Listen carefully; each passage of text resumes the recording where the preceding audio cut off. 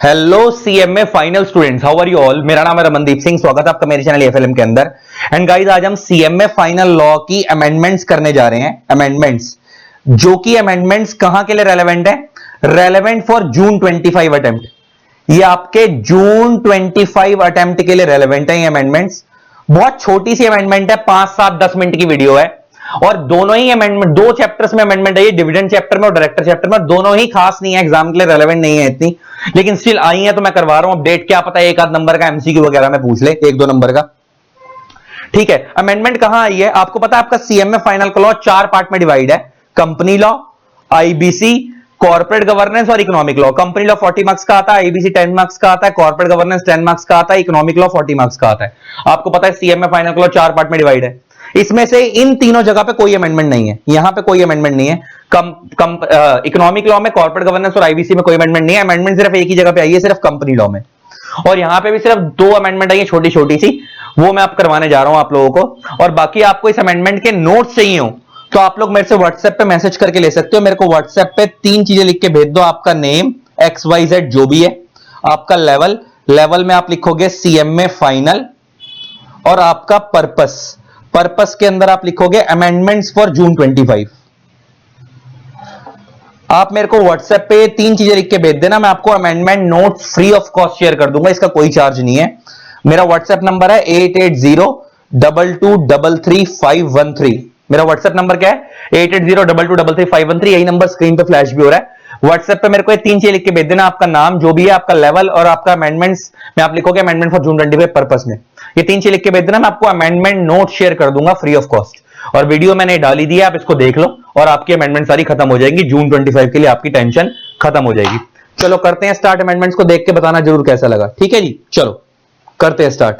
And जिन लोगों ने channel को सब्सक्राइब नहीं करा, सब्सक्राइब कर दो, साथ में बेल आइकन को प्रेस कर देना ताकि आप लोगों को मेरे न्यू वीडियोस की नोटिफिकेशन मिलती रहे। चैनल पे बने रहो, बहुत कुछ नया आने वाला है। चलो, लव यू ऑल, करते हैं स्टार्ट। तो गाइस, अब हम अपनी पहली अमेंडमेंट कर रहे हैं।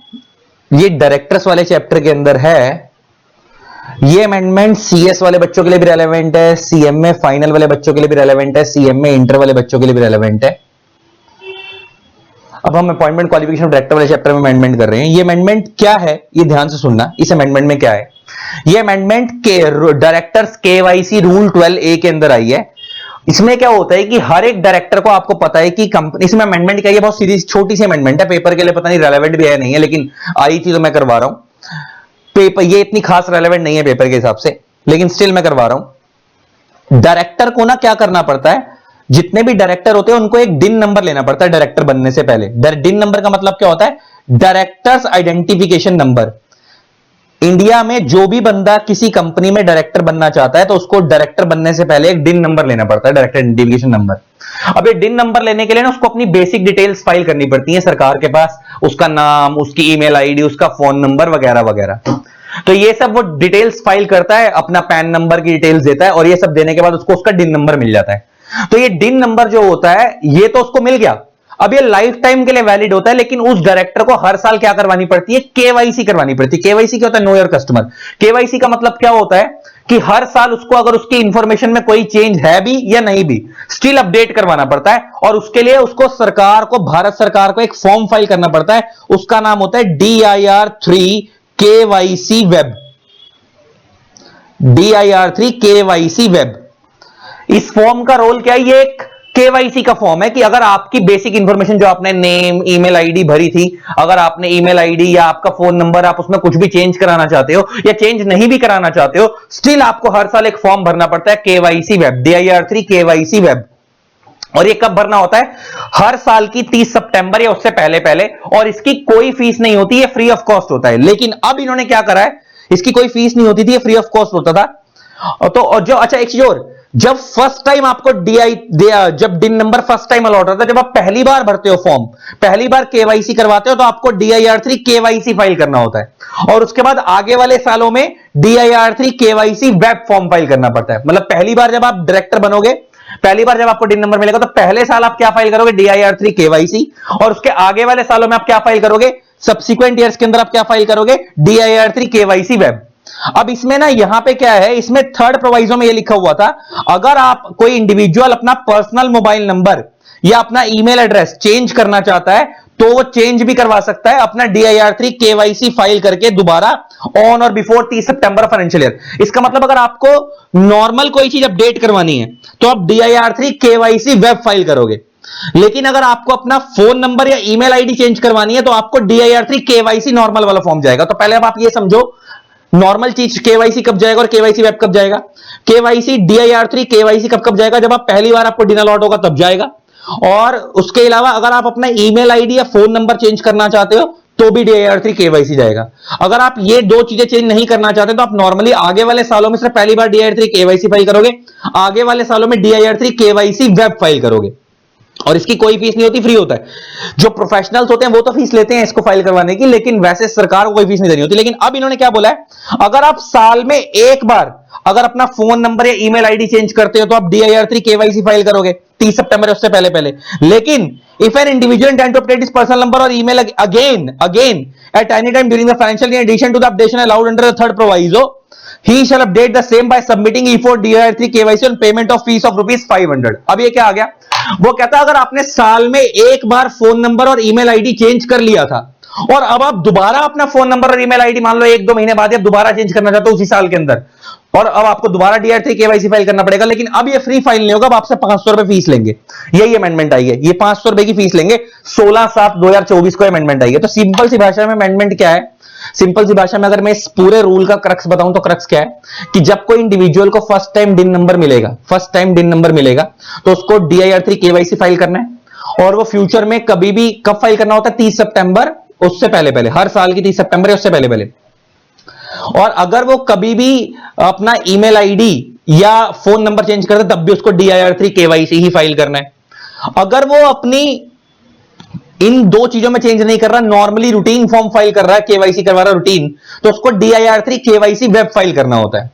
फिर अमेंडमेंट क्या आई है कि अगर मान लो आपने किसी साल अपना फोन नंबर या email ID DIR3 KYC file करके चेंज कर लिया है, वो तो फ्री में हुआ होगा।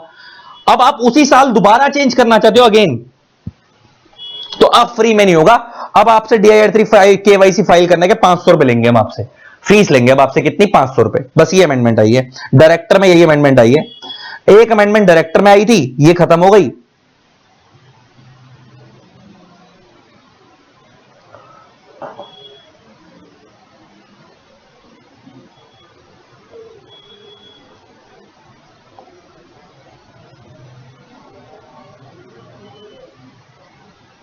कहां गया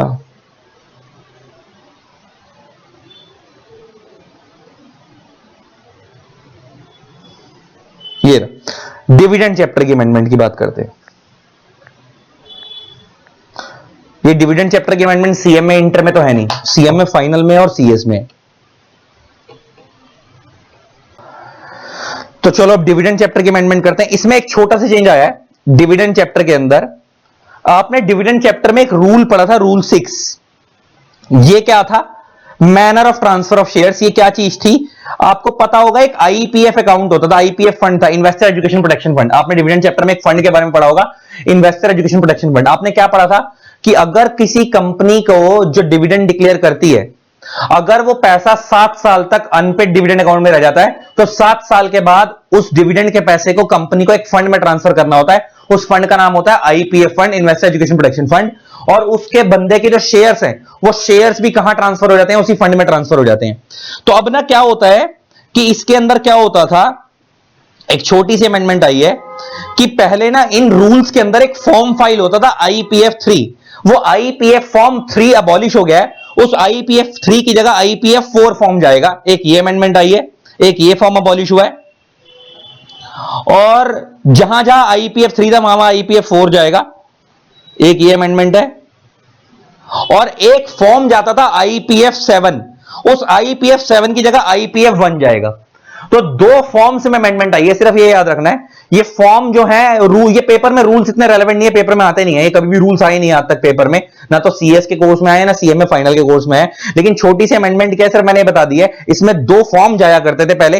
एक फॉर्म नंबर IPF 3 जाता था, उस IPF 3 को अबॉलिश करके इन लोगों ने एक नया फॉर्म बनाया, फॉर्म नंबर IPF 4। अब जहां जहां IPF 3 जाया करता था उन रूल्स के अंदर उनकी जगह IPF 4 फॉर्म जाएगा।